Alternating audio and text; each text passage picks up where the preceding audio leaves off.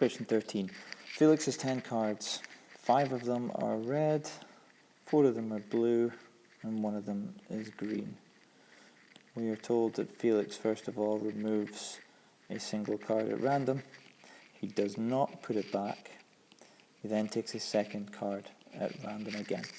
So the idea of the probability of getting red, blue, and green should be fairly straightforward here in terms of 5 out of 10 of the cards are red, so he's a 5 in 10 chance. 4 out of 10 are blue and 1 out of 10 are green. The fact that he does not replace it, does not replace the card, immediately tells us that the denominator, or in other words, the number of cards that are left over for the second draw, is 9. So every single one of these probabilities is going to be out of 9 now because the first card has been removed. It doesn't matter whether or not it was a red, blue, or green, whichever route you take, your probabilities next are going to be out of 9 now. Now, if we go up the red, if we take a red first, that means there's 1 less red than there was before, leaving us with 4 reds. The number of blues and the number of greens won't have changed. You've still got 4 and you've still got 1. So we have 4 over 9 and 1 over 9 there. And hopefully you can see the 3 probabilities here will all add up to 1. They'll all add up to 9/9. So the only difference between the first set of probabilities and the second one, first of all, is it's out of 9 instead of 10, and then depending on which card has been taken, that's going to affect how many of that colour are left. Same effect will happen with the blue, except this time there's going to be 1 less blue. So we have 3 out of 9 for blues.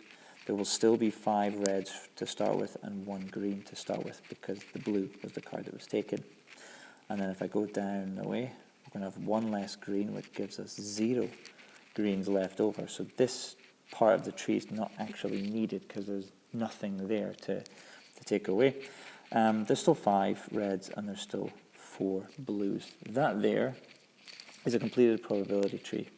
Now, what I'm about to speak about now, which I encourage you to be in the habit of doing because it'll help you with the part B to come, so this is just part A, is identify what the outcomes are. As in, here you are here at the beginning, at the start on the left-hand side. This Felix guy has gone and taken 2 cards, and there are 9 possible outcomes, like all of these dots I'm putting here. These are the 9 possible endings or the 9 possible futures. It might not seem like a lot, but just identifying what cards, what colours have been taken as I go down and highlight all of these right now can go a long way to helping you with the second part of the question. So as I highlight the red, blues, and greens, just note that the outcomes would be a red followed by a red. We then got a red followed by a blue. We then got a red followed by a green. Kind of going down this list and filling in some of the gaps as we go along. And well, although it's not possible, I'm just going to put the 2 greens there. And yeah, I went a little bit off track there, but yeah, these outcomes, red and red then blue then green, blue then red, blue then blue, so on and so forth. That's telling you the 2 cards that have been drawn as a result of being one of these 9 possible endings. You can also go one further and actually start to figure out the probabilities. So the probabilities, in order to get to these, are the product, the multiples of the probabilities that you took en route. So for the first one, you'd have 5/10 times 4/9, which will give us 20/90, which will simplify. I'll leave it as 20/90 for now, but if you wrote that as 2/9, that's it fully simplified. In any case, you could go down this road and start figuring out all those probabilities. Most of the time you don't have to though. If you've got the outcome set in stone, it makes the next part easier. You see which ones of these we care about, and then after that you can decide which of the probabilities to figure out. So rather than doing 9 sums here, see what the question B wants and then we can take it from there. So let's look at this question B. Work out the probability that Felix takes at least 1 blue card and no green card. At least 1 blue card and no green card. That means we're allowed 1 blue or 2 blues because that's at least 1 blue card.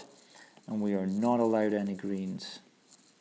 Now suddenly this list of outcomes makes it quite easy to see which ones we care about, because no greens, as the purple bit here, means I can rule out all of the following straight away. No greens means that we don't care about any of those ones. For the pink one, at least one blue card means we need to see a blue bee somewhere. We need to see a bee somewhere. So that means that we care about this one, or this one, or this one. We don't care about red because there's no mention of a blue. So suddenly those three pink circles that I've circled, these are the ones that we care about. These are the possible outcomes, the possible endings that this question cares about.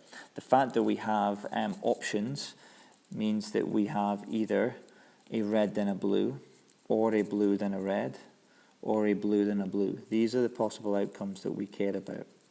And what we do is we find each of their probabilities individually before adding them together. Because when we've got options like this, one of them or the other, overall we're going to have a bigger chance of something happening.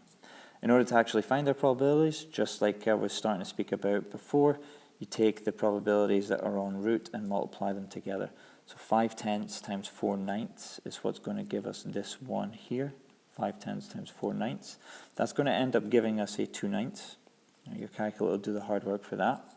The next one is actually going to be Luke's reverse. And it gives you the same amount, 4/10 times 5/9. That's because red, blue, blue, red, it doesn't matter which order they come in. You're going to get the same amount. That will also be 2/9. And lastly, blue followed by blue will give us 4/10 times 3/9. And that is going to give us 12 over 90, which simplified is going to give us 2/15. Now you've got your calculator for this, so you don't need to worry about making these common denominators or whatever. You can go ahead and just add them all up, and you're going to end up with the overall probability of getting at least one blue card as well as not having any greens. 26 out of 45 is your overall probability of that happening. Done.